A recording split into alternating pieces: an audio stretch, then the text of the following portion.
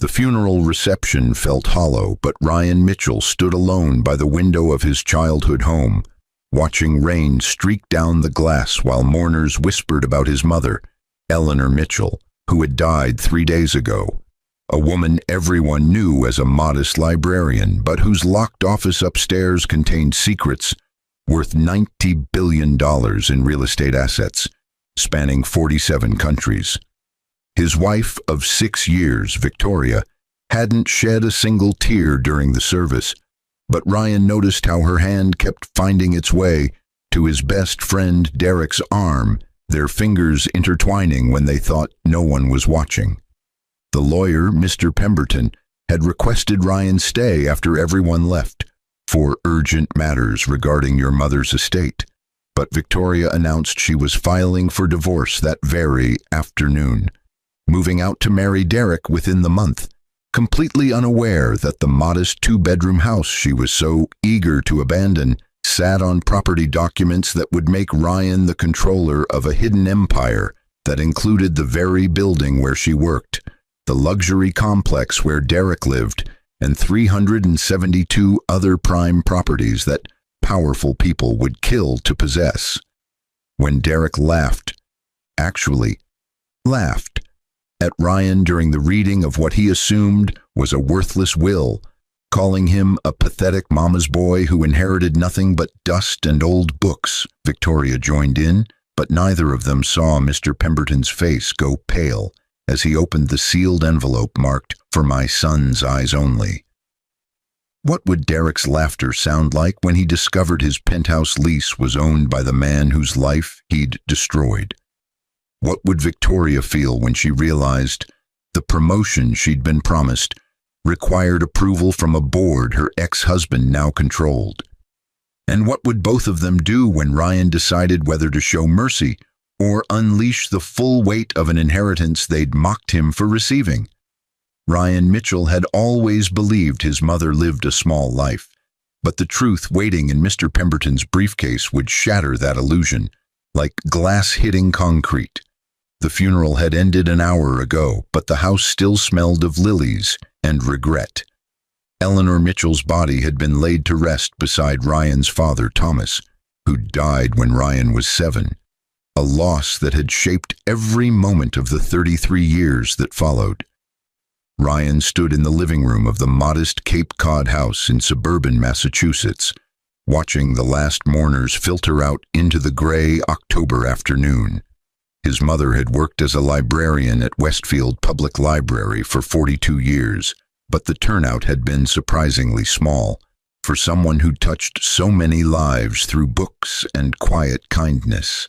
Victoria stood across the room, her black dress elegant but impersonal, checking her phone every few minutes with barely concealed impatience. Her auburn hair was pulled back in a severe bun, but her makeup was flawless, more appropriate for a business meeting than a funeral.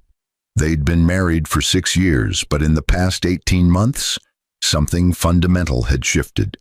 She worked late constantly, her tech company position consuming her nights and weekends, but Ryan had tried to be understanding, supportive, the kind of husband who didn't complain when dinner went cold or when she came home smelling of expensive cologne that wasn't his. Derek Morrison stood beside Victoria, his hand resting on the small of her back in a gesture that seemed far too familiar, too proprietary. Derek had been Ryan's best friend since college, Boston University, class of 2014, where they'd bonded over late-night philosophy discussions and dreams of changing the world. Derek had gone into finance while Ryan had followed his mother's footsteps into library science, a choice Derek had mocked gently but consistently for over a decade. Derek wore his success like armor, the Rolex that caught the light, the custom-tailored suit that probably cost more than Ryan's monthly salary, the confident smirk that suggested he'd won at life, while Ryan had settled for participation. Ryan. Mr. Pemberton's voice cut through his thoughts. The elderly lawyer stood in the doorway to the kitchen, his silver hair immaculate, His navy suit pressed to sharp lines, but his face carried an expression Ryan couldn't quite read, something between sympathy and anticipation. "We need to speak privately. It's about your mother's estate." Victoria's head snapped up from her phone, but her interest seemed clinical rather than emotional. "I should be there for this," she said, moving toward Ryan for the first time that day. "We're still married. Community property applies to inheritances in Massachusetts." "Actually," Mr. Pemberton said carefully, "it doesn't." And Mrs. Mitchell was quite specific about privacy. Ryan only. Derek laughed, a sound that had once been familiar and warm but now struck Ryan as sharp, cruel. "Don't worry, Pemberton, there's probably nothing to inherit anyway. Eleanor was a librarian, for God's sake. What did she leave him? A collection of overdue book finds." Several remaining mourners turned at the comment's volume and callousness, but Derek seemed oblivious to their disapproving stares.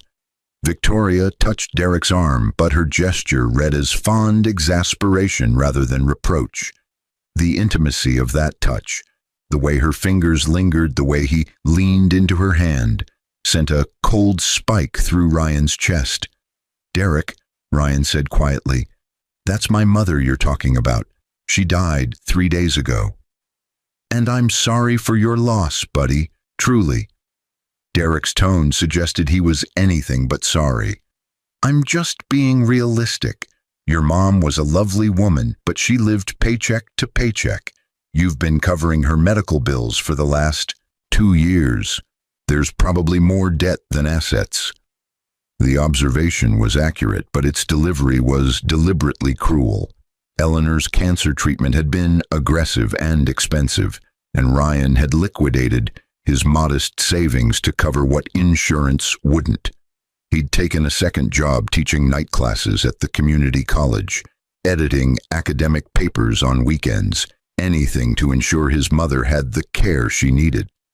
Victoria had complained about the financial strain constantly, suggesting more than once that they should consider alternatives or be realistic about quality of life versus cost, phrases that had made Ryan question who he'd actually married. "If you'll follow me, Ryan," Mr. Pemberton said, gesturing toward Eleanor's home office, a room Ryan had rarely entered. His mother had always been private about her workspace, keeping the door locked, claiming she needed a place for library projects and personal paperwork. Ryan had never questioned it, but now that seemed naive. "I'm coming," Victoria announced, stepping forward with Derek at her side. Mr. Pemberton's expression hardened, subtle but unmistakable. "Mrs. Mitchell left explicit instructions. Ryan alone, if you'll excuse us." He opened the office door, and Ryan followed him inside, but not before seeing Victoria's face flush with anger and Derek's smirk deepen with what looked like satisfaction. The door closed with a decisive click, and Mr. Pemberton turned the lock. The office was exactly as Ryan remembered. Floor-to-ceiling bookshelves, an antique oak desk positioned before a window overlooking the backyard, filing cabinets that looked like they'd survived several decades. But Mr. Pemberton walked past all of it to a section of bookshelf Ryan had always assumed was fixed. The lawyer pressed something Ryan couldn't see, and the entire section swung inward like a door, revealing a climate-controlled room Ryan had never known existed. "Your mother," Mr. Pemberton said softly, "was not who you thought she was." The hidden room was small but sophisticated, but its contents made Ryan's world tilt sideways. Multiple monitors lined one wall, all dark now, but their presence suggested recent use. Filing cabinets with biometric locks stood against another wall. A safe, large and serious, occupied the corner. But what drew Ryan's attention was the wall of photographs. Eleanor Mitchell standing beside presidents, tech moguls, foreign dignitaries, real estate developers whose names everyone recognized. His mother, always dressed impeccably in these photos, but never in the modest cardigan and slacks combinations Ryan associated with her library work. "Sit down, Ryan," Mr. Pemberton said gently, gesturing to one of two leather chairs positioned before the desk. This will take some time. Ryan sat, but his legs felt disconnected from his body, his mind struggling to process what he was seeing. I don't understand. Who are these people? Why is my mother... Your mother was Eleanor Mitchell. Publicly but professionally, she was known as E.R. Cross. Mr. Pemberton opened his briefcase and withdrew a tablet, his fingers moving across the screen with practiced efficiency. Does that name mean anything to you? Ryan shook his head, but something nagged at the edge of his memory, a name he'd heard in business news maybe, or passing conversation. E.R. Cross Holdings, Mr. Pemberton continued, is one of the most successful private real estate investment companies in the world. Your mother founded it 41 years ago with money she inherited from her father, your grandfather, Robert Cross, whom you never met because he died before you were born. She built it into an empire through strategic investments, impeccable timing, and an almost supernatural ability to identify properties that would appreciate exponentially. The tablet screen showed a corporate structure chart so complex it looked like neural pathways, but at the center, in clear letters, Eleanor Ruth Cross Mitchell, founder and sole owner. That's impossible, Ryan whispered. My mother worked at the library. I saw her there almost every day until she got sick. She drove a 15-year-old Honda. She clipped coupons. She maintained appearances deliberately. Mr. Pemberton interrupted gently. After your father died, she made a choice.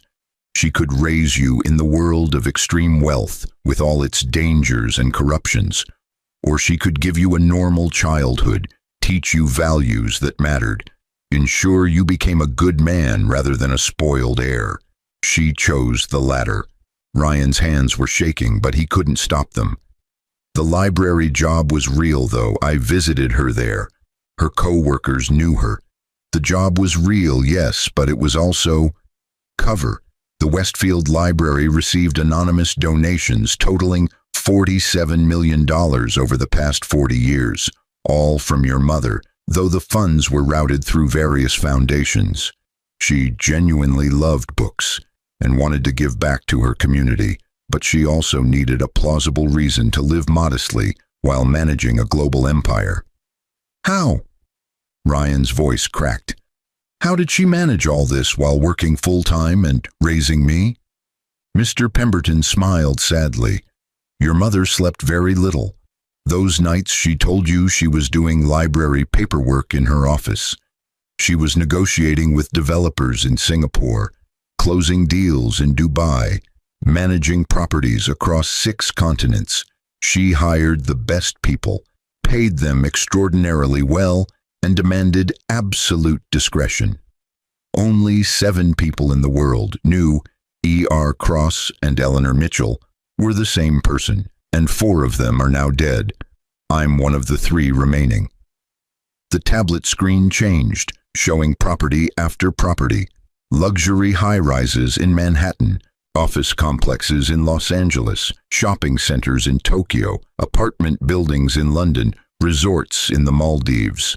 The list scrolled and scrolled, hundreds of properties, each one marked with acquisition date, current value, and appreciation percentage.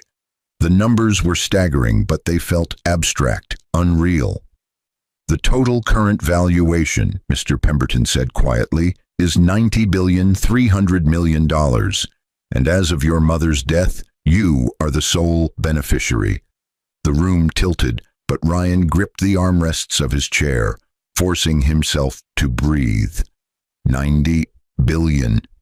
300 million, yes, but who's counting? Mr. Pemberton's attempt at levity fell flat in the charged atmosphere. Your mother's will is ironclad. The entire estate transfers to you, along with controlling interest in E.R. Cross Holdings. The management team she built will continue operations, but all major decisions require your approval. You are now, quite literally, one of the wealthiest individuals on the planet. Ryan stood abruptly, needing to move, needing to think. He walked to the wall of photographs, studying his mother's face in each one. She looked powerful in these images, but also tired, carrying a weight he'd never recognized because she'd hidden it so carefully. Why didn't she tell me? Why keep this secret until she died? She left you a letter. Mr. Pemberton produced an envelope, cream-colored and heavy, sealed with red wax embossed with the initials ERC.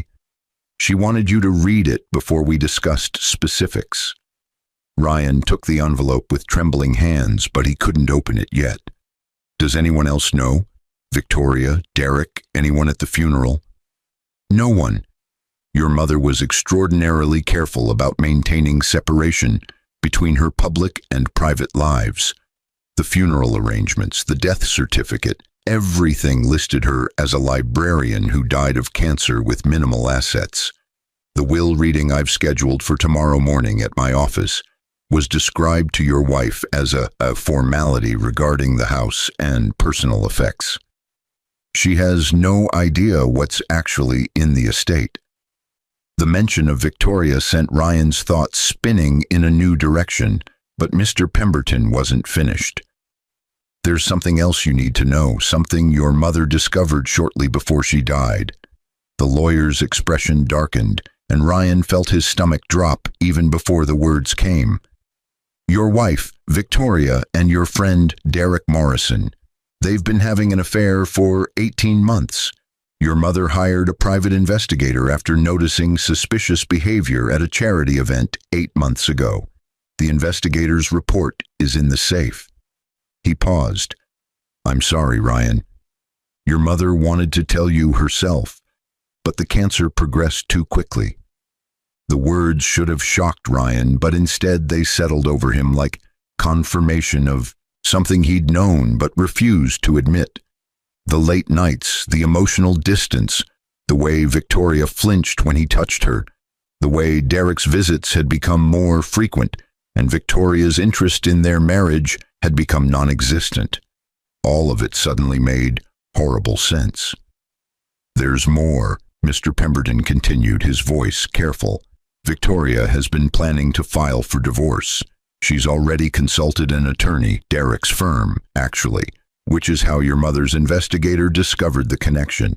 They're waiting until after the funeral, out of what they consider respect, but Victoria intends to file papers within the week. She believes she's entitled to half of everything you inherit. Ryan laughed, but the sound was bitter and foreign to his own ears. She thinks there's nothing to inherit. Derek just said, exactly, Mr. Pemberton agreed. They're operating under the assumption that you're inheriting a modest house, maybe a small life insurance policy, possibly some debt. Victoria's attorney advised her that even community property claims on inheritances are weak in Massachusetts, so she's not expecting much. She's filing for divorce because she wants to marry Derek. He's apparently been offered a promotion to managing partner at his firm, contingent on certain image considerations, and having a wife from the tech sector would benefit his position. The clinical nature of their betrayal was somehow worse than the betrayal itself. They weren't leaving Ryan because of passion or overwhelming love, but because he no longer served their ambitions. He was dead weight, a liability, a reminder of lives they'd outgrown. Derek lives in Crown Tower, doesn't he? Ryan heard himself ask, his voice distant. The luxury building downtown? Mr. Pemberton consulted his tablet. Yes, Unit 4207. Why? My mother owns that building, doesn't she? The lawyer's expression shifted to something that might have been satisfaction. She does. Acquired it in 2018 through a subsidiary. It's valued at $670 million currently. And Victoria works at Nexus Tech Solutions. Correct, whose headquarters building, interestingly enough, is owned by ER Cross Holdings through the Redwood Commercial Properties subsidiary. Your mother acquired it in 2021 for $820 million. Ryan turned from the photographs to face Mr. Pemberton directly. They have no idea. None whatsoever, and how you choose to handle that information is entirely your decision. The lawyer stood, straightening his suit jacket. I need to return to the office to prepare documents for tomorrow's formal reading. I'll be back at 9 a.m. with the full management team. They're eager to meet you. Your mother spoke of you constantly, and they're excited to have her son take the helm. He paused at the door. Read her letter tonight, Ryan. She wanted you to understand why she did things the way she did. After Mr. Pemberton left, Ryan stood alone in his mother's secret office, holding the sealed letter, but unable to open it yet. Through the hidden door, he could hear voices in the house, Victoria's sharp tones, Derek's laughter, people still lingering from the funeral. They were discussing going out to dinner somewhere expensive to cheer Ryan up, as if his presence was an obligation they'd reluctantly accept. Ryan looked at the envelope in his hands, then at the wall of photographs showing his mother's double life. She'd sacrificed comfort and recognition to give him something more valuable. Authenticity, humility, genuine relationships built on character rather than wealth. But those genuine relationships had rotted from within, corrupted by people who saw him as a meal ticket and then as a burden when the ticket seemed worthless. He broke the wax seal and began to read. My dearest Ryan, if you're reading this, I'm gone and you're probably feeling betrayed by my secrets. I understand that anger and I accept it, but I hope you'll let me explain. When your father died, I had a choice to make. I was 32 years old, recently widowed, with a 5-year-old son and a fortune I'd built through real estate investments. Money I'd inherited from my own father and multiplied through relentless work and calculated risks. I could have raised you in that world of wealth, given you everything money could buy, but I'd seen what extreme privilege did to children. I'd watched heirs become hollow, their empathy eroded by insulation from consequences, their relationships transactional, their accomplishments empty because nothing was ever earned. I wanted better for you, but I also wanted you safe.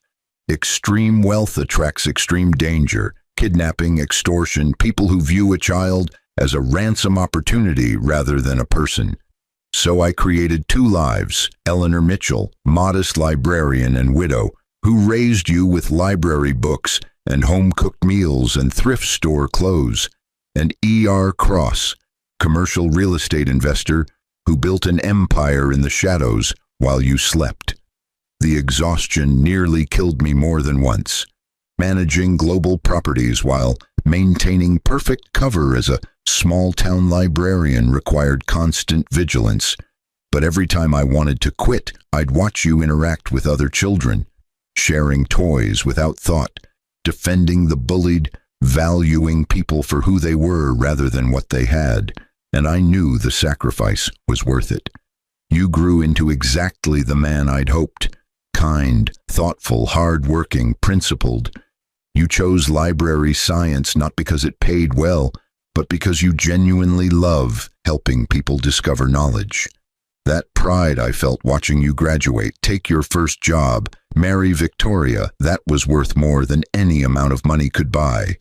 But here's where I must be honest about something painful, something I discovered too late to address before cancer took my voice and strength. Victoria and Derek have been betraying you, but you probably know that by now if Mr. Pemberton has done his job. I'm sorry, son.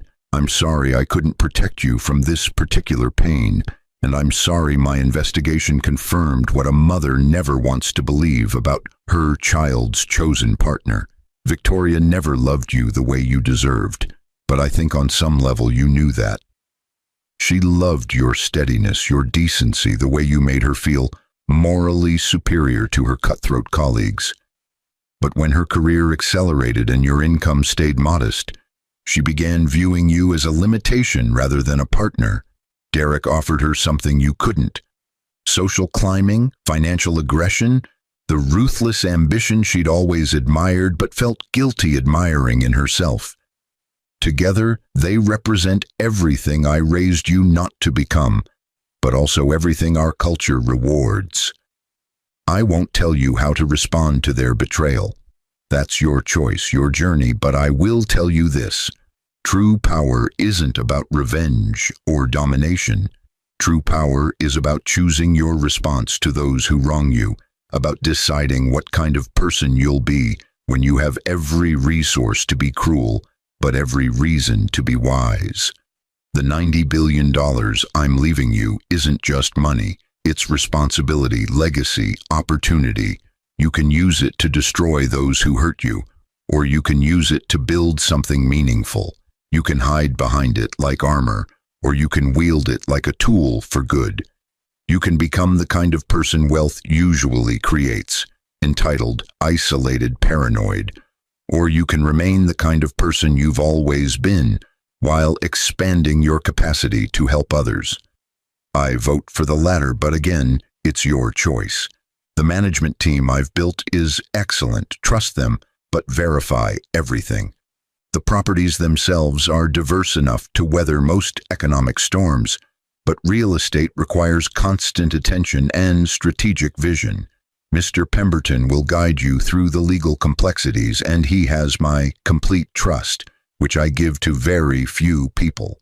About Victoria and Derek, they will discover the truth eventually. How they discover it, when they discover it, and what you do with that moment of revelation, that's entirely your decision. But remember that revenge, however satisfying initially, often leaves the avenger emptier than before. Justice is different from revenge. Justice acknowledges wrongs and imposes consequences, but it does so from principle rather than spite. Whatever you choose it deliberately, not reactively. I'm proud of you, Ryan. I'm proud of the man you became despite, or perhaps because of, the limitations I imposed. I'm proud of your kindness in a cruel world, your integrity in a culture that mocks it, your genuine care for others. When transactional relationships are the norm, those qualities make you rare, valuable, and yes, powerful, in ways that transcend wealth. Use this inheritance wisely. Help people who can't help themselves. Build things that matter. Find love with someone who sees your worth beyond bank balances. And when you think of me, don't think of the secrets I kept, but of the love that motivated every choice I made, right or wrong. I loved you more than real estate empires or financial success or anything else this world offers.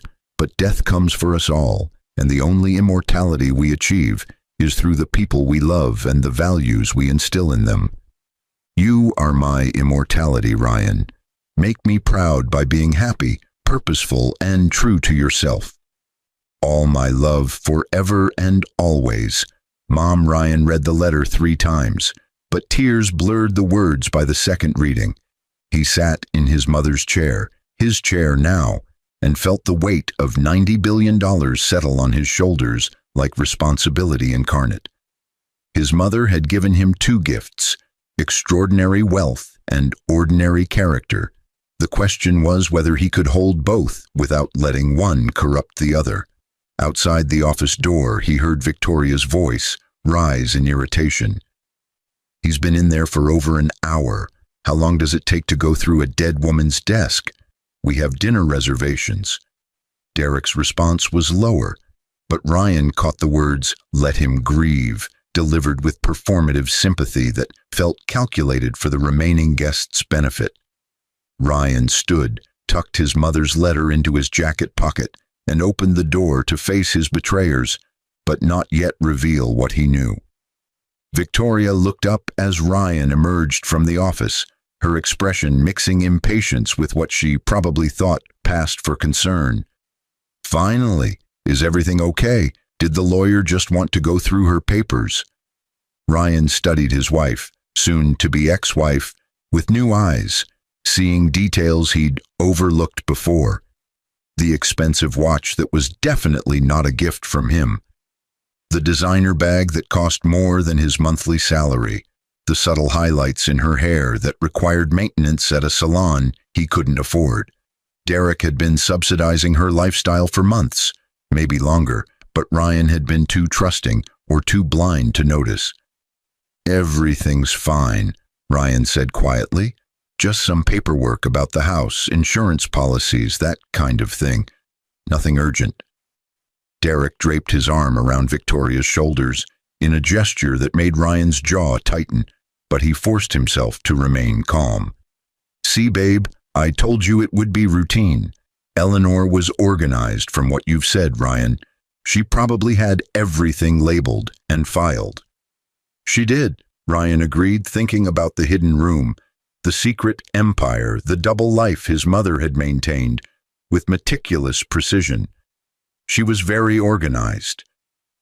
The remaining funeral guests had filtered out during his time in the office, but the caterers were packing up and the house felt cavernous, empty. Victoria checked her watch, the expensive one, and sighed with theatrical impatience. "Derek made reservations at Luciano's for 7. We thought you might want to get out of the house, take your mind off things." Luciano's was the new Italian restaurant downtown, notoriously expensive with a months-long waiting list. Ryan couldn't afford it on his salary, but apparently Derek could. And apparently Victoria was comfortable letting Derek treat them to dinner on the day of Ryan's mother's funeral. The presumption was breathtaking, but Ryan found himself curious about how far they'd push it. "That's thoughtful," Ryan said, meaning the opposite. "But I'm not really hungry. You two go ahead." Victoria's relief was palpable, barely concealed behind a mask of concern. "Are you sure? We don't want you to be alone tonight." "I'm sure. I need to go through Mom's things, start thinking about arrangements for the house." Ryan gestured vaguely at the living room, the furniture that held memories but no monetary value in their eyes. "It'll take time." "Well, if you need help sorting anything," Derek offered with false generosity, "I can come by this weekend. Might be good to have a friend around." A friend.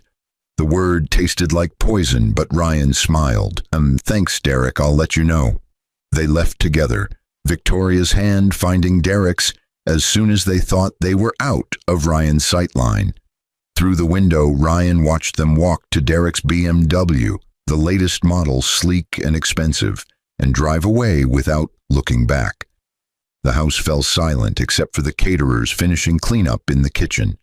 Ryan returned to his mother's office, but this time he opened the safe using the combination Mr. Pemberton had provided. Inside, he found the private investigator's report, and reading it was like watching his marriage dissolve in clinical detail.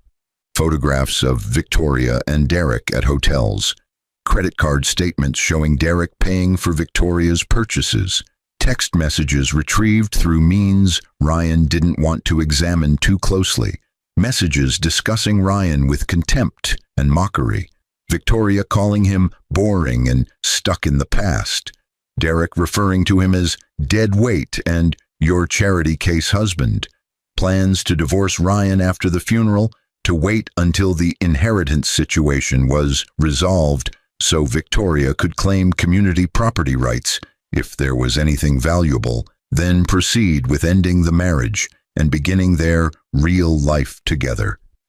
But what struck Ryan most wasn't the affair itself, painful as that was, but the casual cruelty in their private communications. They didn't just not love him, they actively disdained him. His kindness was weakness. His dedication to library work was lack of ambition. His care for his dying mother was emotional immaturity. Everything he'd thought were strengths, they'd reframed as failures. Ryan closed the report and returned it to the safe, then spent the evening reading through property portfolios on his mother's computer system.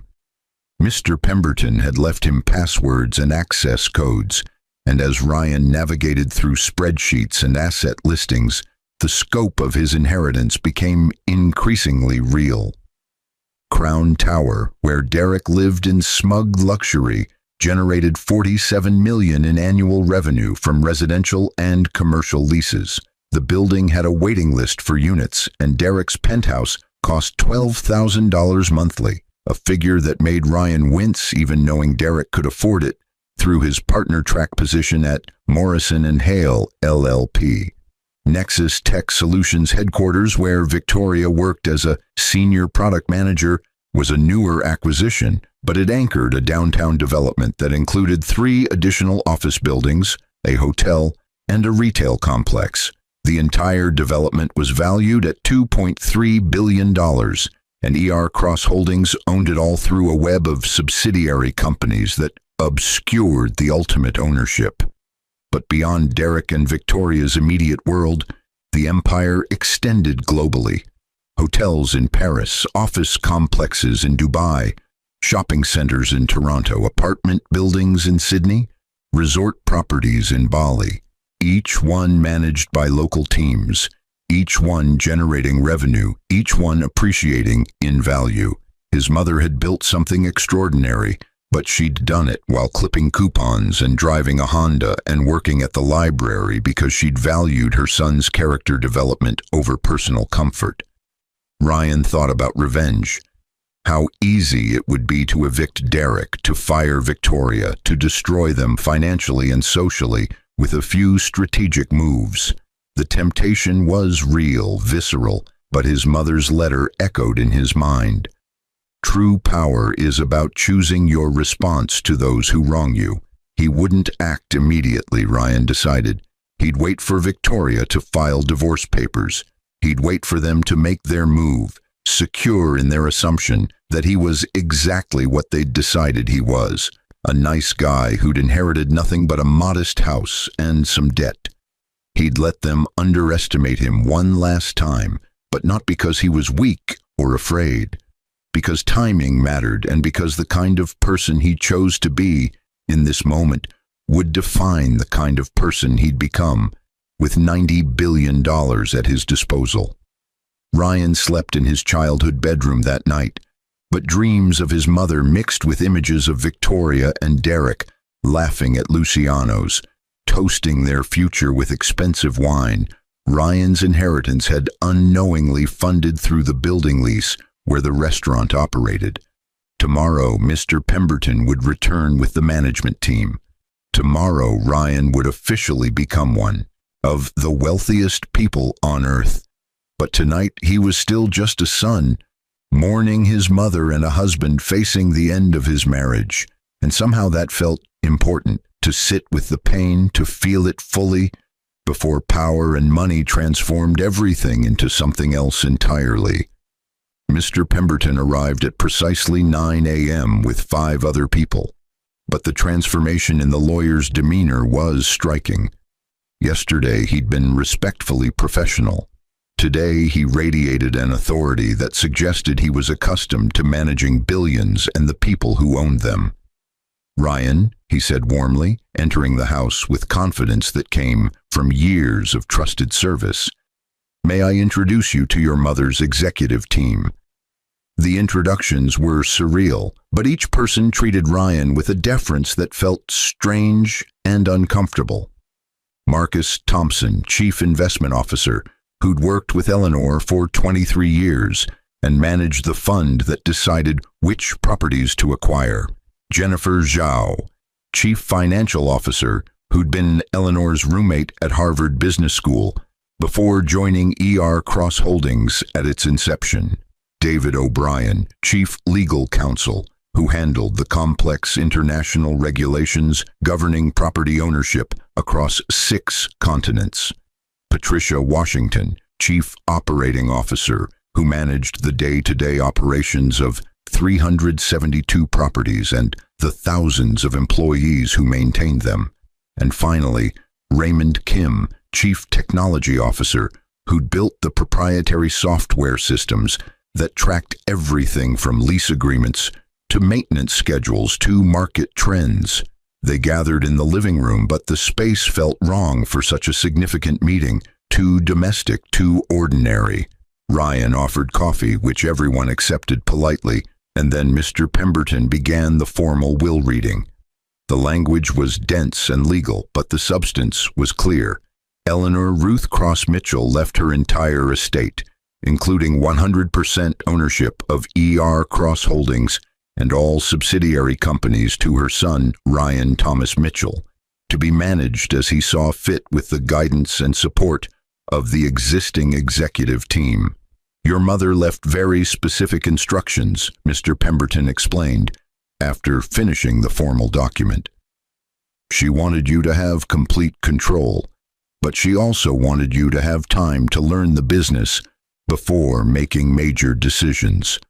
The executive team has authority to continue current operations for 6 months, during which time you'll receive intensive education about real estate investment, property management, and the specific assets in the portfolio. 6 months, Ryan repeated, trying to wrap his mind around learning an entire industry in half a year. Jennifer Zhao leaned forward, her expression kind but direct. Your mother talked about you constantly, Ryan. She was so proud of your work in libraries, your dedication to education and literacy. She believed those values, helping people access knowledge, creating opportunities for learning, should inform how we manage this company going forward. She paused.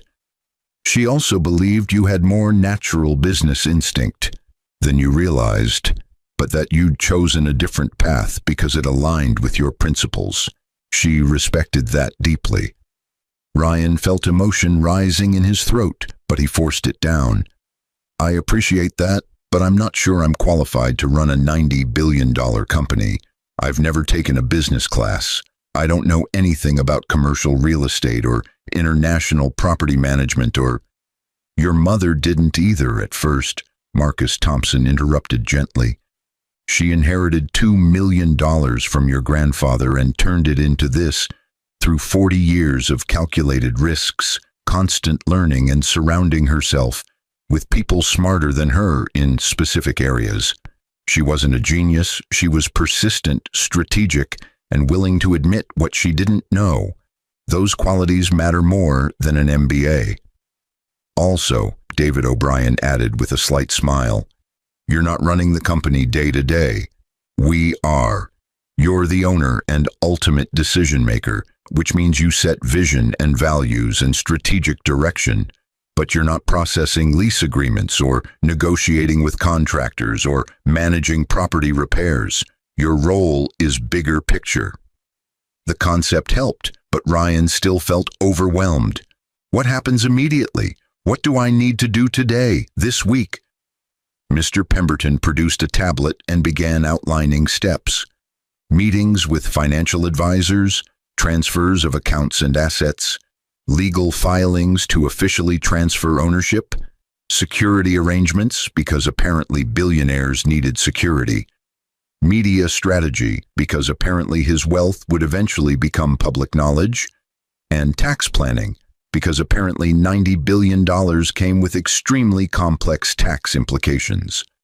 The list was exhausting just hearing it, but Ryan nodded, trying to absorb information that felt like it was coming too fast. Then Patricia Washington said something that snapped his attention back. We'll also need to address the situation with your wife and Derek Morrison. The room went quiet, but everyone was looking at Ryan with expressions that suggested they all knew. Of course they knew. His mother had known, had hired investigators, had documented everything. These people were trusted advisors who would have been briefed on personal situations that might affect the business transition.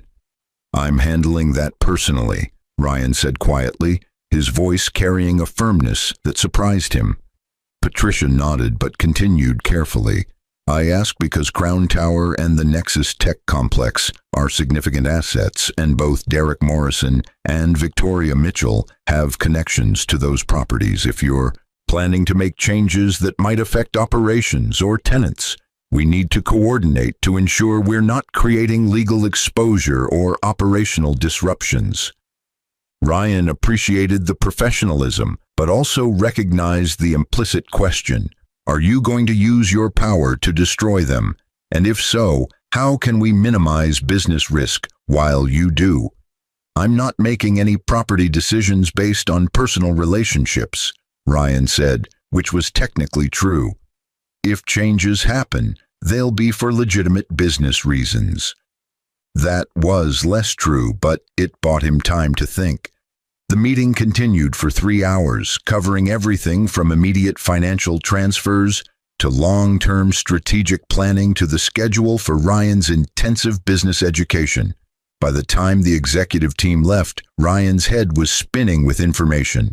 But one thing was crystal clear. His life had changed irrevocably, and there was no going back to the comfortable ignorance of yesterday. That afternoon, Victoria called. "Hey, can we talk? I'm coming by the house around 6. Her tone was carefully casual, but Ryan heard the tension underneath. This was it, the divorce conversation, timed to occur after the funeral was decently passed, before any inheritance had been formally processed, when she still believed there was nothing to inherit anyway. "Sure," Ryan said, keeping his voice neutral. "I'll be here." He spent the intervening hours reading through more of his mother's records, but also reflecting on his marriage. When had it actually died? Was there a specific moment, or had it been a slow deterioration they'd both ignored? Victoria had never been effusive with affection, but Ryan had interpreted that as independence rather than indifference. She'd been ambitious, driven, focused on career advancement, but Ryan had supported that, had taken on more household responsibilities to free her time for work. He'd thought they were a team with different roles, but apparently she'd thought they were mismatched people stuck together by inertia and early poor judgment. Victoria arrived at exactly 6 p.m., but she wasn't alone. Derek was with her, and seeing them together in his, technically his mother's, technically now his, house, felt like a violation. They stood in the entryway, Victoria holding a folder that Ryan knew contained divorce papers before she even spoke. "Ryan, we need to talk about our marriage," Victoria began, her voice taking on the patient, slightly condescending tone she used when explaining tech concepts to her less sophisticated colleagues. "I think we both know things haven't been working for a while." Derek stood slightly behind her, his hand on her back in that possessive gesture Ryan had noticed at the funeral.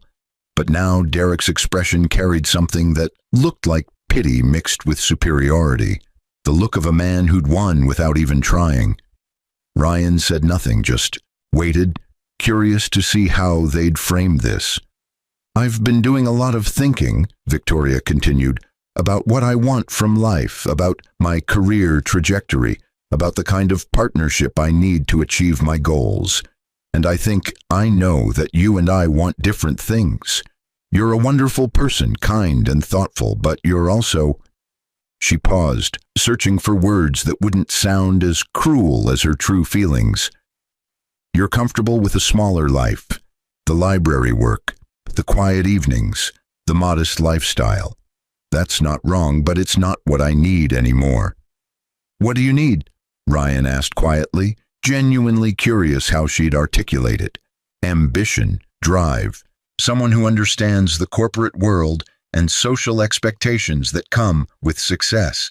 Someone who's building something significant rather than maintaining something small." She glanced at Derek, who squeezed her shoulder encouragingly. "Derek understands that world. We've become close over the past year, and I've realized that what we have, what Derek and I have, is the partnership I need." "How long?" Ryan asked, though he knew the answer from the investigator's report. Victoria had the grace to look uncomfortable. "Does it matter? The point is that staying married would be unfair to both of us. You deserve someone who appreciates your choices, and I deserve someone who shares my ambitions." Derek finally spoke, his tone carrying false sympathy that made Ryan's hands clench. "Ryan, man, this is hard for everyone, but Victoria and we didn't plan this. It just happened. Sometimes people connect in ways that are undeniable, and fighting it would be dishonest to everyone involved." 18 months, Ryan said flatly, watching Derek's expression shift to surprise. You've been sleeping together for 18 months. You didn't plan it, but you've been actively pursuing it for over a year while living in my house, eating food I bought, accepting my support while my mother was dying." Victoria's face flushed, but she recovered quickly. "You had me followed?" "My mother did," Ryan replied, the truth feeling powerful in his mouth. "She noticed things I was too trusting to see. She documented everything before she died. So let's skip the 'it just happened' narrative and be honest. You decided I wasn't successful enough for your reimagined life. Derek offered an upgrade, and you've been planning this divorce for months." The silence stretched taut, but then Derek laughed. Actually laughed, the sound sharp and cruel and eerily similar to his laugh at the funeral. "Okay, fine. Yes, Victoria and I are together. Yes, we've been planning to end your marriage so we can start ours. You want brutal honesty? Here it is. You're a nice guy, Ryan, but you're also boring. You're stuck in a dead-end career helping people check out books while the world passes. You buy. Victoria needs someone who's going places, and I'm making partner at one of the city's top law firms. We're in the same league. You're playing a different game entirely." Ryan felt something cold and hard crystallize in his chest, but he kept his voice calm. "And the inheritance? Is that a factor in your timing?" Victoria had the decency to look uncomfortable, but she lifted her chin defensively. "Your mother was a librarian who died of cancer after expensive treatment. There's probably nothing left but this house and maybe some debt. I'm not entitled to much in terms of community property, and honestly, I don't want it. I want a clean break. Sign the papers, we'll sell the house and split proceeds, and we both move on." "Victoria's being generous," Derek added, his tone suggesting Ryan should be grateful. "She could drag this out, fight for more, but she just wants it over quickly. We both do. So sign the papers tonight and we can file tomorrow. Quick, clean, minimal drama." Ryan looked at the divorce papers Victoria was holding, then at the two people who'd betrayed him with such casual cruelty. His mother's letter echoed in his mind.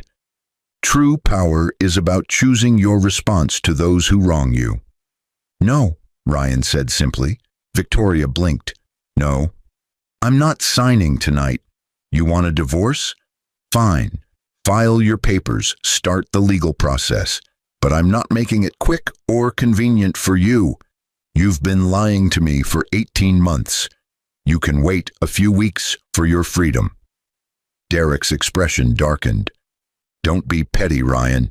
This is happening whether you cooperate or not." "Then it happens without my cooperation," Ryan replied evenly. "File your papers, Victoria, but do it properly through attorneys, through the system. I'm not giving you the satisfaction of a same-day signature that lets you pretend this was mutual or amicable." Victoria's face twisted with frustration, but she tucked the folder under her arm. "Fine. You want to be difficult?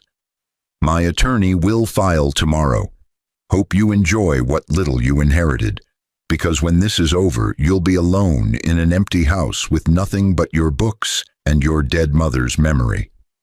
They left together, but Derek paused at the door, turning back with a smirk. "For what it's worth, Ryan, you should probably start looking for a new place. This house is worth maybe $400,000 in this market. After splitting proceeds and paying off your mom's medical debts, you'll have enough for a one-bedroom apartment somewhere cheaper. Might be time to grow up and face reality." Ryan closed the door on Derek's laughter and Victoria's retreating footsteps, but he didn't feel angry or hurt. He felt clear, purposeful, ready. Tomorrow, Victoria would file for divorce. Tomorrow, Derek would go to work believing he'd won. Tomorrow, they'd both continue living their lives in buildings Ryan owned, working in offices Ryan controlled, secure in their assumptions about his powerlessness.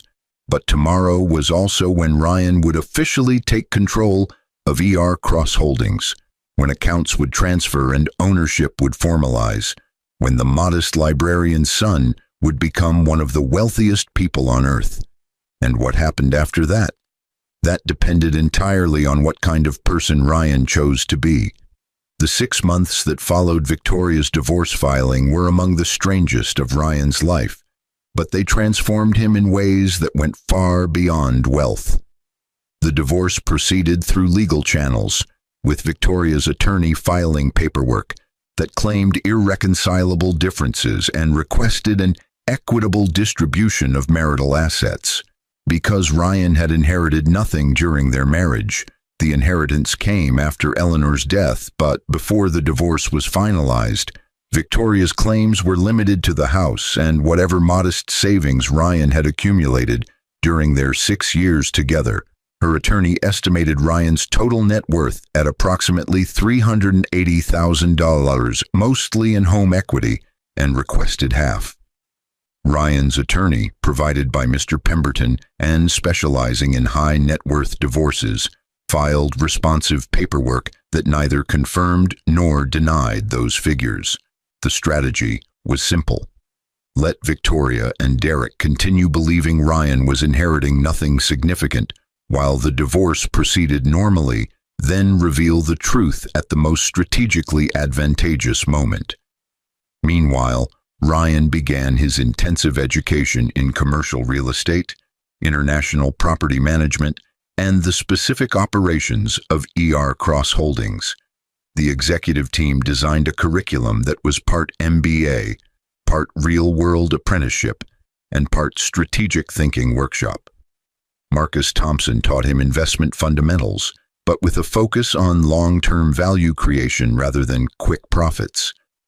Your mother never flipped properties, Marcus explained during one of their weekly sessions. She bought for decades-long holds, weathering market cycles because she understood that prime real estate in major cities only increases in value over time if properly maintained and managed. The properties in our portfolio have appreciated an average of 312% since acquisition, but some we've held for 40 years. Jennifer Zhao walked him through financial statements that would have intimidated Ryan 6 months ago, but now made sense. Cash flow from properties is stable, predictable income, she explained, pointing to spreadsheets showing monthly revenue from thousands of leases. The portfolio generates $3.7 billion in annual net income after expenses, taxes, and reserves. That money either gets reinvested in new acquisitions or distributed to you as the owner. Your mother took minimal distributions, maybe $10 million annually, because she preferred compounding the wealth for your eventual inheritance. David O'Brien introduced Ryan to the complex international legal frameworks that governed property ownership across different jurisdictions, but also the ethical considerations that should inform those decisions. Your mother refused to invest in any country with poor human rights records, regardless of potential returns, David said with obvious respect. She believed wealth came with responsibility, and that responsibility included not supporting oppressive regimes through economic investment. It cost her opportunities, but it let her sleep at night. Patricia Washington showed Ryan the operational side, how properties were maintained, how tenants were managed, how problems were solved. She took him to buildings across the portfolio, introduced him to property managers and maintenance teams, showed him everything from HVAC systems to lease negotiation strategies. Your mother knew every significant building personally, Patricia said, during a tour of a Boston office complex. She'd visit quarterly, walk the properties, talk to tenants, understand problems directly rather than through reports. The people who work in our buildings aren't abstractions. They're real people whose lives are affected by our decisions. Raymond Kim taught Ryan about the technology systems that made managing a global empire possible, but also about data security, privacy concerns, and the digital vulnerabilities that came with concentrated wealth. You're now a target, Raymond said bluntly during a cybersecurity briefing.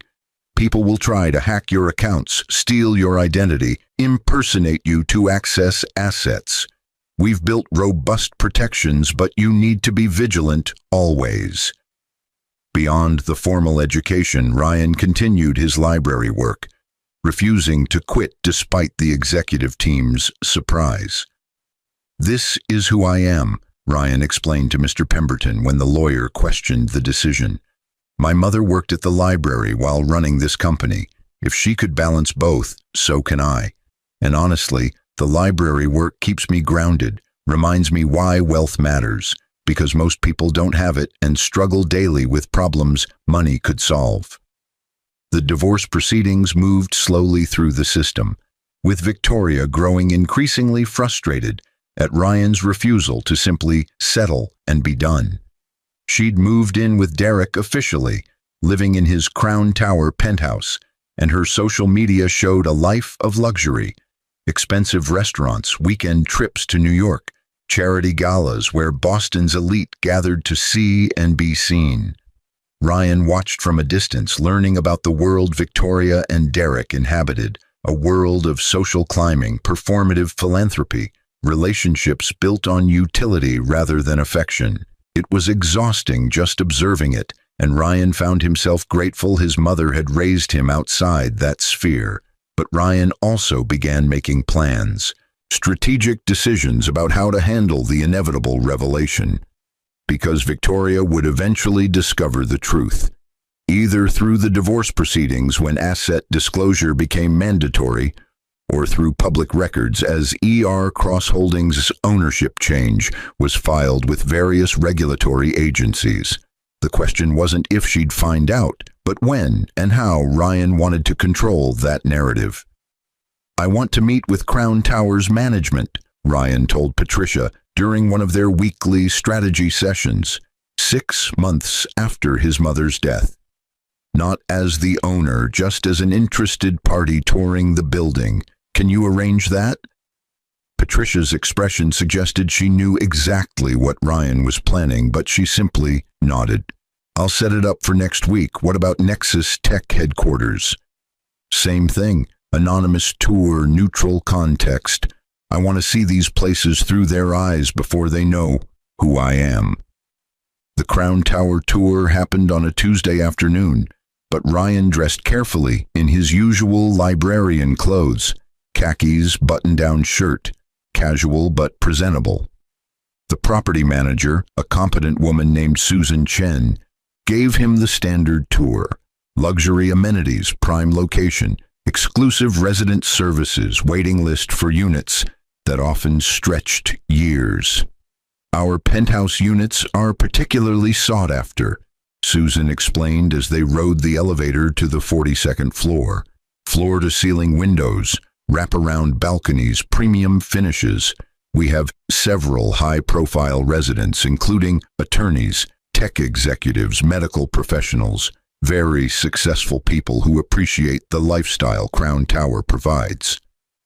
"What's the monthly cost for a penthouse?" Ryan asked, knowing the answer but curious how it would be presented. "They start at $12,000 monthly, but our premier units go higher depending on square footage and customizations. Our residents consider it worth the investment for the prestige and location." They didn't tour Derek's specific unit, that would have been too obvious, but Ryan saw identical layouts on other floors. The luxury was undeniable, but it also felt hollow, temporary, built on leases and monthly payments that could evaporate if circumstances changed. "We have a waiting list of over 200 people for these units," Susan said with obvious pride. "Many wait years for the opportunity to live here." Ryan thought about the power dynamics inherent in that statement.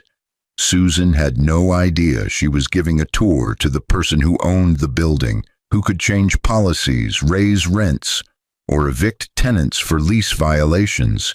That information asymmetry represented power in its purest form: knowledge others lacked, leverage others couldn't match. "What happens if a tenant violates their lease?" Ryan asked, curious about the practical mechanics. "We have very strict lease terms," Susan replied.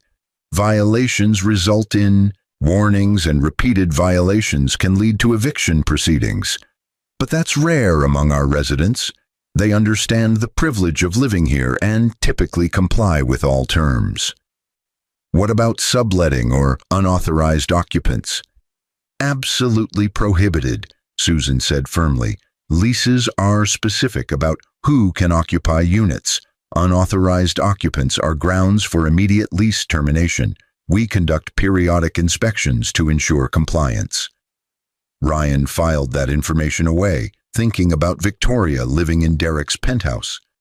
Was she listed on his lease as an authorized occupant? Or was she there informally, in violation of terms Derek had agreed to when he signed his rental contract? The Nexus Tech headquarters tour happened Friday, but this time Ryan posed as a potential commercial tenant, evaluating office space. The leasing agent, an energetic man named Tom Bradford, showed him available floors, explained lease terms, touted the building's amenities and prime downtown location. "We're home to some of Boston's most innovative companies," Tom said proudly, pointing to the directory showing various tech firms, including Victoria's employer. "Nexus Tech Solutions is our anchor tenant, occupying 5 floors. Great company culture, talented people, exactly the kind of tenant we want to attract." "Do you know if they're expanding?" Ryan asked casually. "I've heard they're growing quickly." "They are, but they're also locked into a long-term lease that restricts expansion within this building. They'd need to negotiate new terms with ownership, which can be complicated with buildings managed by larger real estate firms." Ryan nodded, absorbing the information. Victoria's company was constrained by lease terms, which meant her ability to advance professionally was partly dependent on her employer's physical space options, and those options were controlled by the owner of the building, which was now Ryan. "What's your relationship with the ownership company?" Ryan asked, curious about how much the leasing agent knew. "ER Cross Holdings owns the building, but they're very hands-off with day-to-day operations. They set strategic direction and approve major decisions, but property management handles the direct tenant relationships. It's a good system, professional distance, but reliable ownership." Professional distance. Ryan liked that phrase. It suggested he could make decisions affecting Derek and Victoria without them ever knowing he was behind those decisions, at least not immediately. By the end of 6 months, Ryan felt comfortable with the basics of his inheritance, but more importantly, he'd decided what kind of owner he wanted to be. Not vengeful, but not naive either. Not cruel, but not passive. He would make decisions that were strategically sound and ethically defensible, and if those decisions happened to complicate life for people who'd betrayed him, that was consequence rather than revenge. "I want to call a board meeting," Ryan told the executive team during their monthly check-in. "I have some policy changes I'd like to implement across the portfolio." The 5 executives looked at each other, but Jennifer Zhao spoke for the group.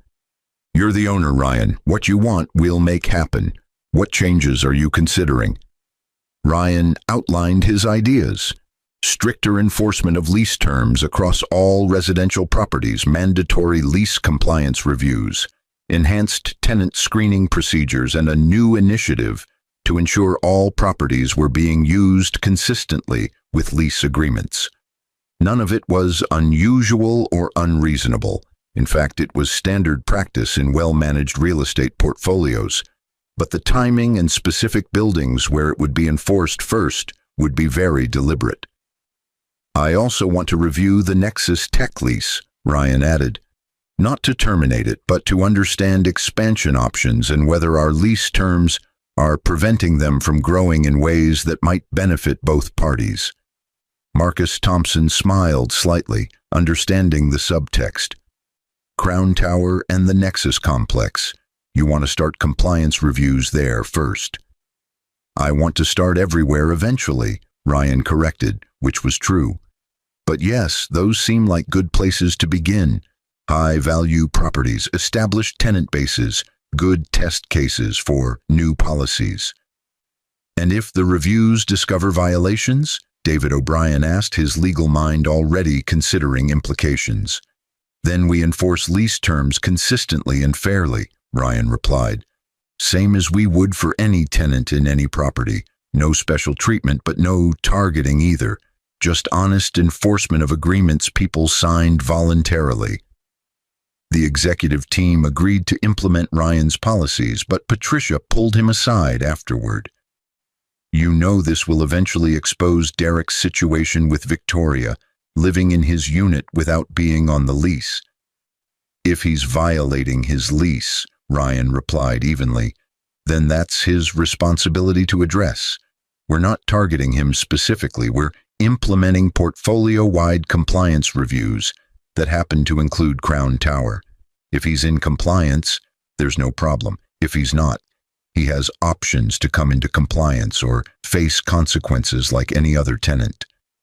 Patricia studied him carefully. Your mother would be proud of how you're handling this. Firm but fair, strategic but ethical. Ryan hoped that was true, but he also knew the real test was coming because the divorce trial was scheduled for next month. Victoria's discovery requests were becoming more aggressive, and eventually, the truth about his inheritance would emerge. When it did, Victoria and Derek would realize they'd underestimated him catastrophically, and their response would reveal whether they were capable of humility or would double down on the contempt they'd shown from the beginning. The divorce trial began on a cold Tuesday in March, 11 months after Eleanor Mitchell's death, but the real drama started before they even entered the courtroom. Victoria's attorney, a sharp woman named Margaret Reeves from Derek's firm, had filed aggressive discovery motions demanding full disclosure of Ryan's assets, income, and inheritance.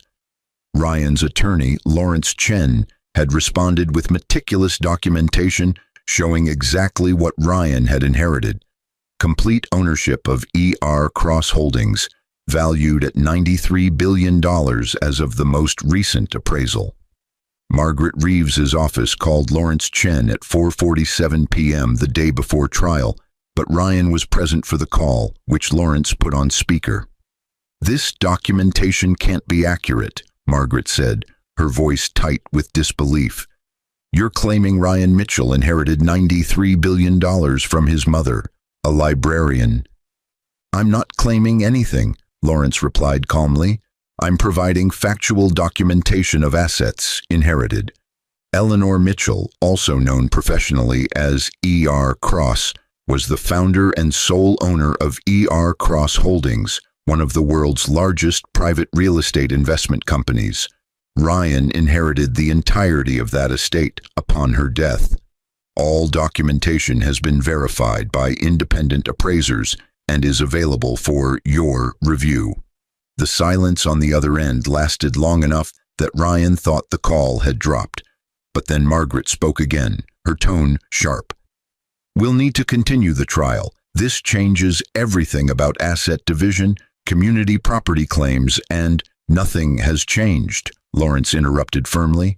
Ryan inherited these assets after Mrs. Mitchell's death, but before divorce filing. Massachusetts law is clear that inheritances received during marriage, but not commingled with marital assets, remain separate property. Your client has no claim to any portion of the ER Cross Holdings estate. We'll argue that Ryan concealed assets during discovery, that he manipulated timing of, my client concealed nothing. He responded to every discovery request accurately and completely. If your client assumed the inheritance was minimal without conducting proper due diligence, that's not my client's problem. Ryan heard voices in the background of Margaret's call, urgent, angry voices, and then Derek's unmistakable tone. Put me on the phone. Mr. Morrison, Lawrence said before Derek could speak, you're not a party to this divorce. Your participation in this call is inappropriate. Ryan, Derek's voice carried disbelief mixed with something that might have been panic. This is a joke, right? Some kind of negotiation tactic? Your mother was a librarian, for Christ's sake. Where would she get $90 billion? Ryan took control of the call, his voice quiet but firm. My mother built a real estate empire over 40 years, Derek. She chose to live modestly to give me a normal childhood, but she was extraordinarily successful in ways neither you nor Victoria bothered to investigate before deciding I wasn't worth your respect. Crown Tower, Derek said suddenly, his tone shifting to horror. Wait, Crown Tower, the building, you own it?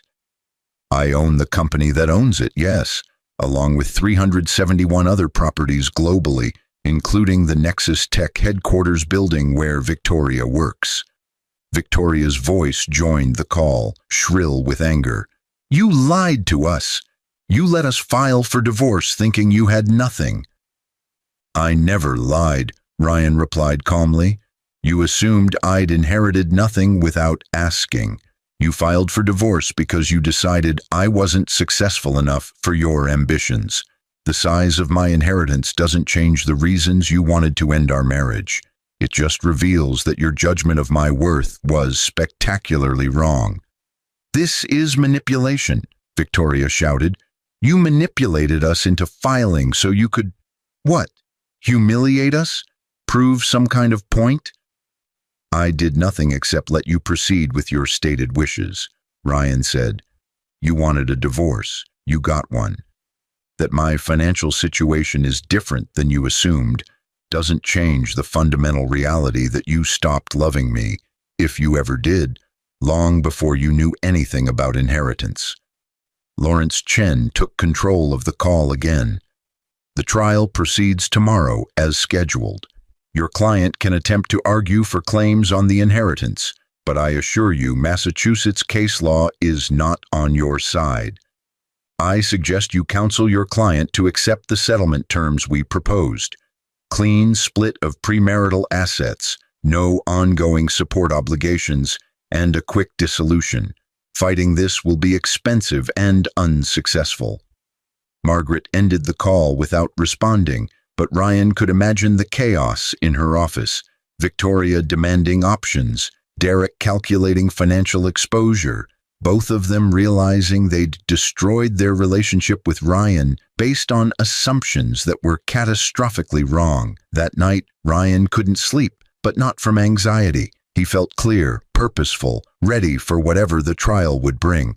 His phone buzzed constantly with messages, Victoria calling repeatedly, Derek texting apologies that felt opportunistic rather than genuine, even Victoria's parents reaching out with careful inquiries that barely masked their horror at their daughter's mistake. Ryan ignored them all, but he did call Mr. Pemberton. Tomorrow's going to be difficult, Ryan said. Victoria and Derek know now. They'll try everything to claim some portion of the estate. Let them try, Mr. Pemberton replied confidently. The law is clear and your mother was meticulous about documentation. They'll lose, Ryan. The only question is whether they lose gracefully or messily. The trial began at 9 a.m. in Suffolk County Family Court, but the atmosphere was charged in ways typical divorce proceedings rarely achieved. Victoria sat at the plaintiff's table looking devastated, but also calculating like she was already working through strategies to salvage something from this disaster. Derek sat behind her in the gallery, his expensive suit doing nothing to hide his obvious distress. Judge Maria Santos presided, a no-nonsense jurist in her 60s who'd handled thousands of divorce cases and had a reputation for fairness but impatience with manipulation. She reviewed the case file carefully before speaking. This is a dissolution of marriage between Victoria Ann Mitchell and Ryan Thomas Mitchell, married 6 years ago in Cambridge, Massachusetts. Mrs. Mitchell filed for divorce citing irreconcilable differences and seeking equitable distribution of marital assets. However, there appears to be significant dispute about the value of assets involved. She looked at Margaret Reeves.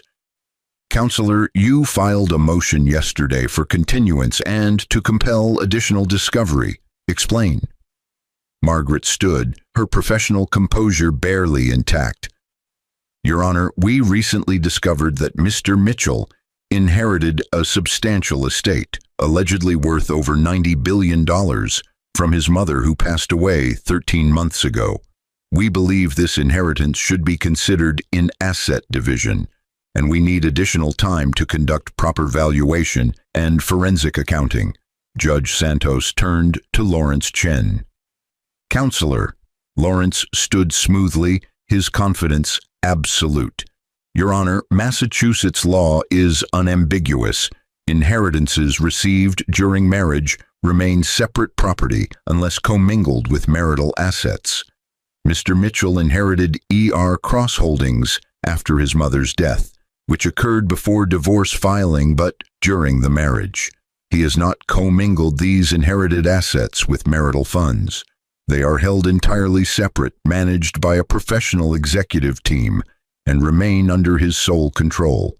Mrs. Mitchell has no legal claim to any portion of the inheritance, regardless of its size. The timing is suspicious, Margaret argued. Mrs. Mitchell filed for divorce unaware of this inheritance. Had she known, she might have reconsidered. That's exactly the point, Lawrence interrupted. Mrs. Mitchell filed for divorce believing Mr. Mitchell had inherited minimal assets. Her decision to end the marriage was made without consideration of his financial position, which demonstrates that her desire for divorce was based on personal rather than financial factors. She cannot now claim she deserves a portion of wealth she didn't know existed when she decided to end the marriage. Judge Santos looked at Victoria directly. Mrs. Mitchell, is it true you filed for divorce believing your husband had inherited minimal assets from his mother? Victoria stood, her voice shaking but audible. Yes, Your Honor, but that's because he never told me. Did you ask him about the inheritance before filing? No, but I assumed. You assumed, Judge Santos repeated flatly. Did your husband ever misrepresent his financial situation to you? He never told me his mother was wealthy. Was he required to tell you? Did you ask? Victoria's silence was answer enough, but Margaret tried to salvage the argument.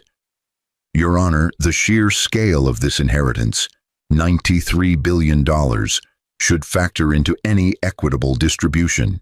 Even if Massachusetts law protects inherited assets, the court has discretion within legal boundaries, Judge Santos interrupted sharply, and those boundaries are clear. Inherited assets that remain separate are not subject to division in divorce proceedings. The size of the inheritance is irrelevant to its legal status. She paused, reviewing documents. Mr. Chen, your settlement proposal. Lawrence outlined the terms. The house would be sold and proceeds split equally, amounting to approximately $190,000 to each party. Ryan's premarital savings, also divided, would add another $35,000 to each side. No alimony, no ongoing support obligations. Clean break. Total value to Victoria, $225,000. That's nothing, Victoria exclaimed before Margaret could stop her. He inherited $93 billion and you're offering me $225,000. Judge Santos's expression hardened. Mrs. Mitchell, you filed for divorce. You initiated these proceedings. You decided your marriage was over. The law protects your husband's inheritance because it is his separate property, earned by his mother through decades of work before you even met him. What exactly do you think you're entitled to? I was his wife for 6 years. And during those 6 years, what did you contribute to his mother's business? What role did you play in building the fortune she left him? Judge Santos waited, but Victoria had no answer. Exactly. You're entitled to half of the marital assets accumulated during your marriage, which Mr. Mitchell is offering you. That's the law, Mrs. Mitchell. I understand you're disappointed. Disappointed? Victoria's voice rose hysterically.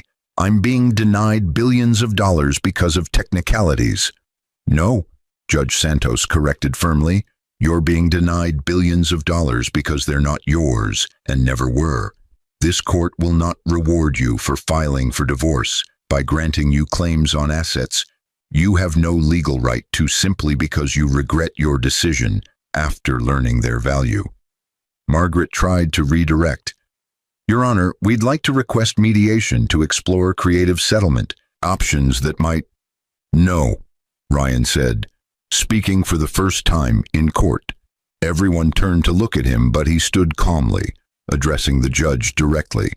Your Honor, I'm not interested in mediation or creative settlements. I'm offering what the law requires and what fairness demands.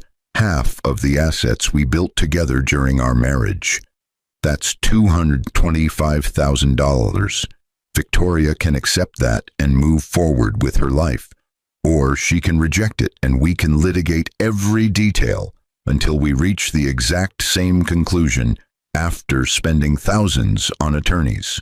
Her choice. Judge Santos looked at Victoria. Mrs. Mitchell, I strongly advise you to accept this settlement. If you proceed to trial, you will lose, and you'll have spent considerable money for the privilege of losing. Take the settlement, end your marriage, and learn from this experience. But Victoria's face had transformed from devastated to furious, and when Derek stood in the gallery, his expression mirrored hers. This is absurd, Derek announced loudly. Ryan's using technicalities to deny Victoria what any decent person would share with their former spouse. The ethical thing, the right thing, would be to give her at least $1 billion. What's $1 billion to someone with $93 billion? The courtroom went silent, but Judge Santos's expression shifted to outright anger. Mr. Morrison, you are not a party to this proceeding. You will sit down and remain silent, or I will have you removed from my courtroom. I'm Victoria's fiancé, Derek said defiantly. I have a right to... You have a right to nothing in these proceedings, Judge Santos snapped. And frankly, your presence here is inappropriate. This is a divorce between two married people, and the fact that you're engaged to one of them while their marriage is still legally valid tells me everything I need to know about the ethics involved. She turned to Victoria. Mrs. Mitchell, last chance. Accept the settlement or proceed to trial, but understand that if you choose trial, you will pay your own attorney's fees regardless of outcome. What's your decision? Margaret whispered urgently to Victoria, but Victoria shook her head stubbornly, her voice brittle. I want what I'm entitled to. If that means trial, fine. We'll prove that Ryan manipulated timing, concealed assets, and behaved unethically throughout this process. Lawrence Chen looked at Ryan, who nodded slightly, accepting Victoria's choice. Then we'll see you at trial, Your Honor. Judge Santos set the trial date for 6 weeks later, but as the courtroom emptied, Derek approached Ryan in the hallway, his expression a mixture of anger and desperation. Ryan, come on, be reasonable. Victoria made a mistake, but you don't have to destroy her over it. Give her something substantial. Show some generosity. Ryan studied Derek, his former best friend, the man who'd betrayed him, who'd laughed at his inheritance, who'd called him a pathetic mama's boy while coveting his wife and mocking his mother's death. You want me to be generous? To show mercy to people who showed me none? Why? Because it's the right thing to do. Because you have more money than you could spend in 1,000 lifetimes. Because you convinced Victoria to leave me thinking I was worthless. But now you realize I'm extraordinarily wealthy and you want access to that wealth through her. Ryan finished coldly. This was never about love, Derek. You pursued Victoria because she was attractive and successful and made you look good. She left me because I wasn't successful enough for her ambitions. Now those calculations have reversed and you're both panicking. That's not true, Derek insisted, but his tone lacked conviction. Crown Tower, Ryan said quietly, changing subjects. Unit 4207. That's your penthouse, correct? Derek's expression shifted to wariness. Yes, why? Just curious. How's the view from the 42nd floor? Must be spectacular, especially at sunrise over the harbor." "It's fine," Derek said suspiciously. "What does that have to do with—" "Nothing," Ryan replied. "Just making conversation about property I happen to own." He walked away, leaving Derek standing in the courthouse hallway, with an expression that suggested he'd finally understood exactly how much power Ryan now held over his life.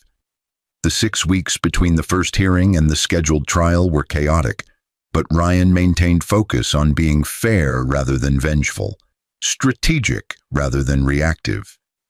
The portfolio-wide compliance review that Ryan had initiated months earlier reached Crown Tower, and the results were precisely what Ryan had anticipated. Derek's lease explicitly prohibited unauthorized occupants, but Victoria had been living in the unit full-time for over 8 months, without being added to the lease agreement. This wasn't unusual.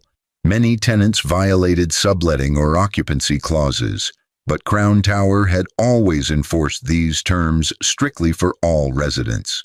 Susan Chen, the property manager, called Derek personally to address the violation, but she did so professionally and consistently with how similar situations were handled throughout the building.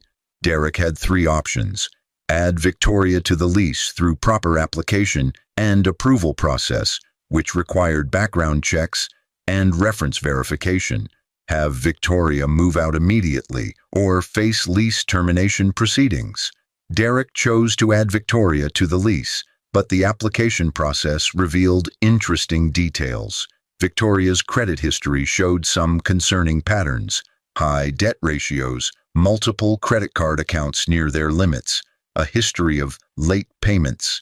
Nothing disqualifying on its own, but combined with the lease violation and the fact that Derek was already stretching financially to afford the $12,000 monthly rent, the building's ownership had reasonable grounds to question whether adding another occupant without additional income contribution made financial sense. Ryan deliberately stayed removed from the decision-making process, but he ensured Susan had clear authority to enforce policies consistently regardless of tenant identity. When Susan recommended approving Victoria's addition to the lease conditional on a rent increase to $14,500 monthly, standard for 2-occupant penthouses, Ryan's only instruction was, treat this exactly as you'd treat any other tenant in similar circumstances. Derek argued, threatened, even had Margaret Reeves send a letter suggesting the rent increase was retaliation for the divorce proceedings. Lawrence Chen responded with documentation showing identical rent increases for every other 2-occupant penthouse in Crown Tower, demonstrating consistent application of policy rather than targeted action. Derek paid the increased rent, but the financial strain was obvious, and Victoria's social media posts about luxury lifestyle suddenly stopped appearing with previous frequency. Meanwhile, at the Nexus Tech headquarters, Patricia Washington initiated lease renewal discussions with Victoria's employer. The current lease was expiring in 8 months, and Nexus Tech wanted to expand their footprint in the building, but the terms they'd negotiated 5 years earlier were below current market rates for prime downtown office space. Patricia presented Nexus Tech's management with 2 options: renew at market rates, a 35% increase from current rent, or relocate to comparable space elsewhere in the city, which would cost similar amounts plus moving expenses and business disruption.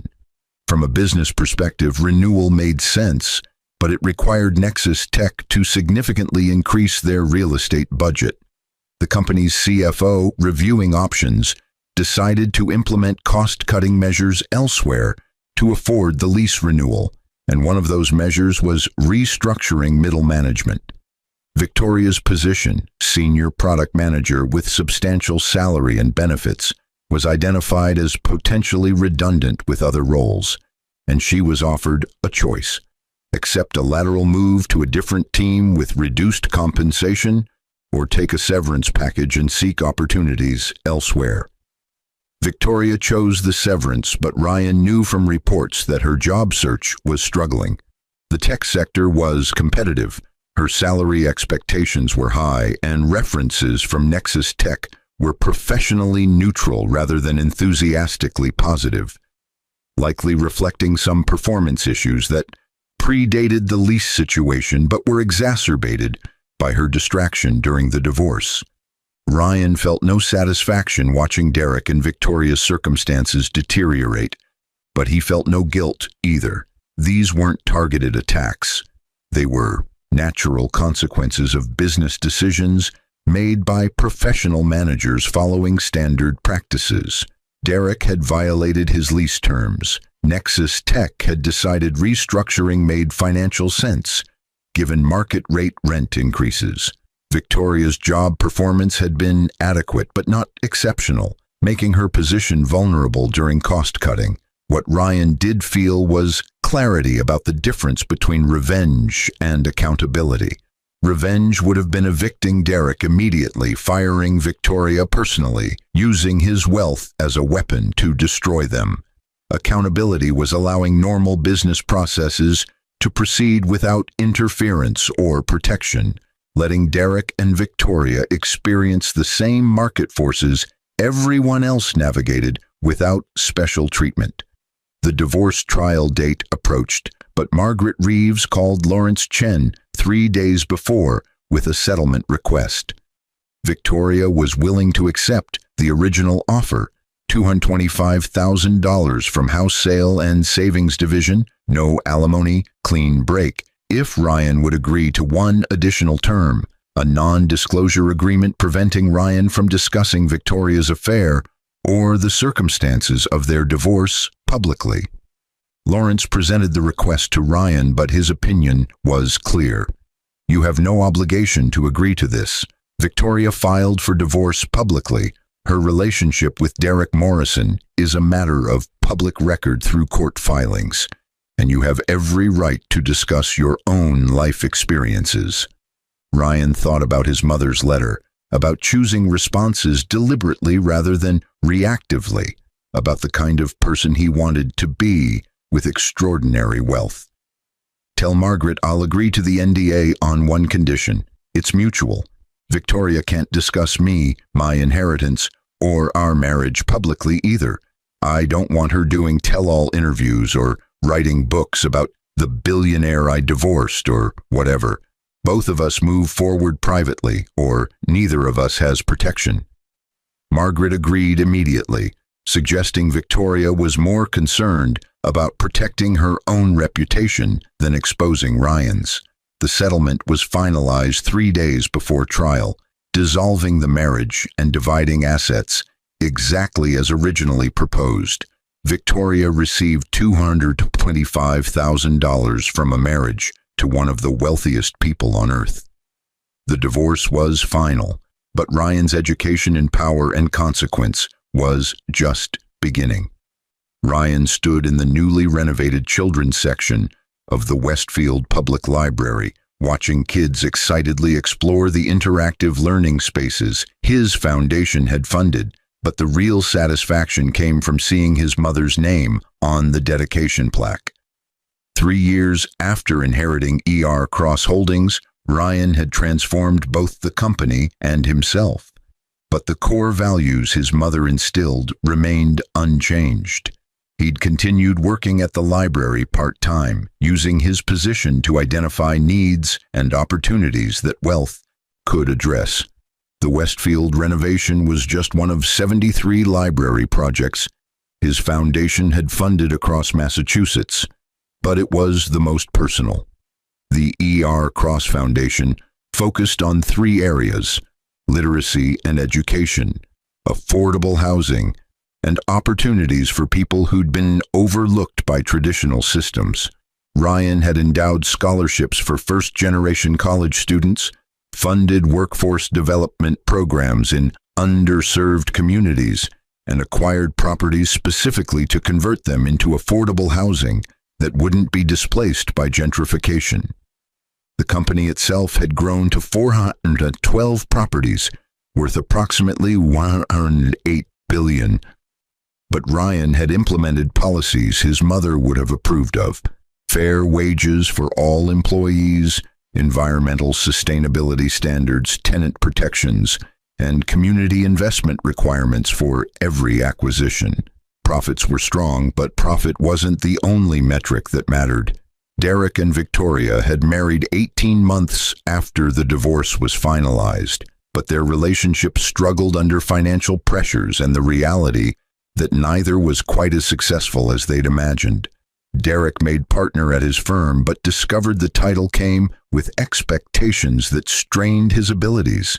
Victoria found work at a smaller tech company, but never regained the salary and status she'd had at Nexus Tech. Ryan heard updates occasionally through mutual acquaintances, but he felt no satisfaction in their struggles and no desire for reconciliation.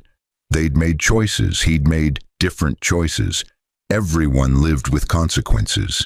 His anger had faded to indifference, which felt healthier than sustained rage or vindictive satisfaction. What Ryan did feel was gratitude for his mother's sacrifice, for the lessons learned through betrayal, for the opportunity to use wealth meaningfully. He had dated occasionally over the 3 years, but carefully, wary of people who saw his money before his character. The executive team had introduced him to Elena Rodriguez, a nonprofit director who worked in affordable housing advocacy and had no idea who Ryan was when they met at a policy conference. Their relationship developed slowly, built on shared values and genuine compatibility rather than wealth-based attraction. "Your mother would be proud," Mr. Pemberton said, joining Ryan at the library dedication. The elderly lawyer had become a trusted advisor and friend, guiding Ryan through challenges with wisdom earned across 50 years of legal practice. "You took an inheritance that could have corrupted you and used it to honor her legacy."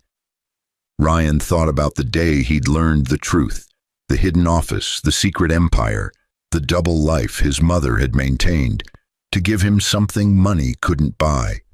"I think about what she sacrificed constantly, the comfort she could have enjoyed, the recognition she deserved, the easier life she could have lived. She gave all of that up for me.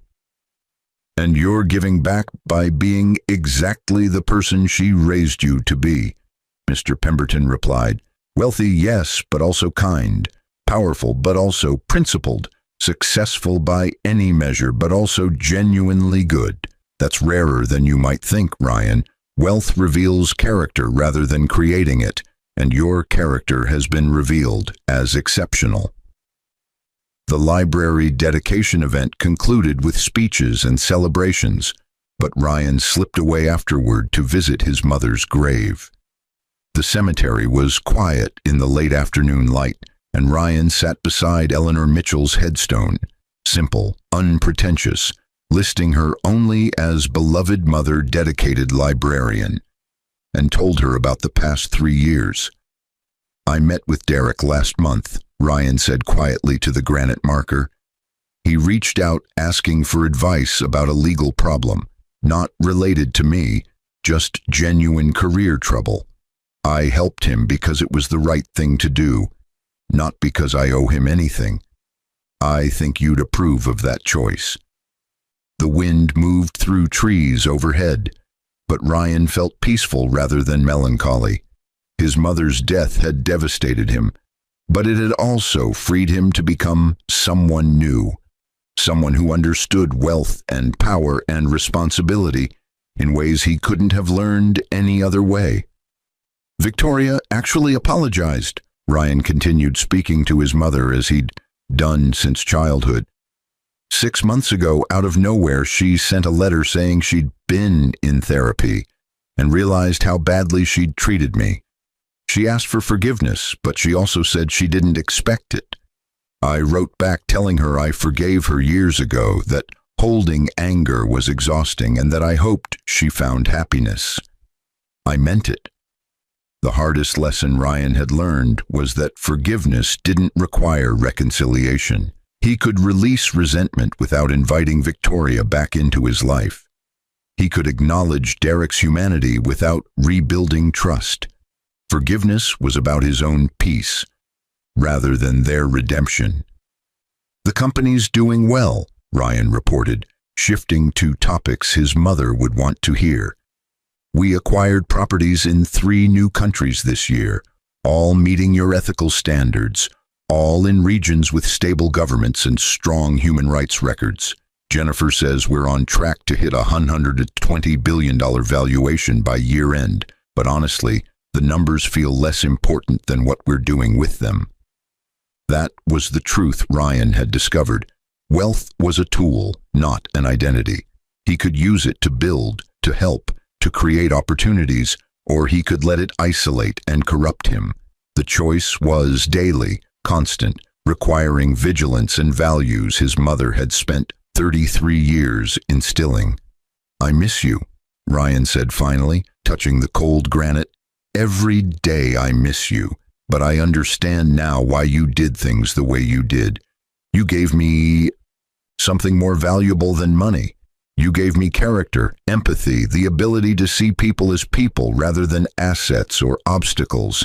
That's the real inheritance, Mom. The $93 billion was just your way of ensuring I'd have resources to match the values you taught me." Ryan stood, straightened his jacket, and walked back to his car.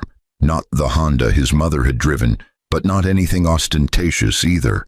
A comfortable sedan, practical and reliable, that reflected who he was rather than what he had. Elena waited in the passenger seat, having given him privacy with his mother, and when he slid behind the wheel, she took his hand silently.